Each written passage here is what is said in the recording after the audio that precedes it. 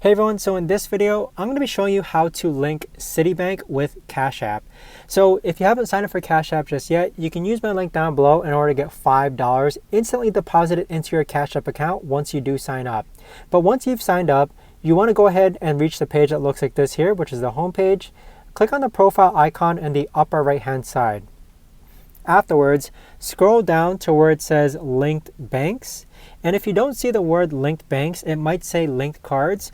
Go ahead and click that too. But from what I found, you do need to link your card or debit card in order to link your bank. So go ahead and click on linked banks for now. And as you can see, I do have my debit card already linked. So that's why the option for linked bank has appeared.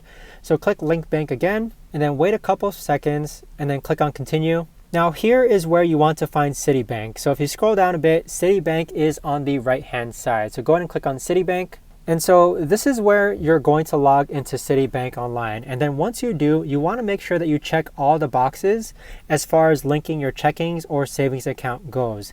So the prompts from here are pretty straightforward as far as linking Citibank with Cashapp.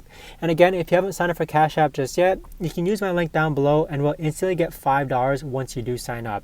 So thanks so much for watching, and I'll see you guys on the next one.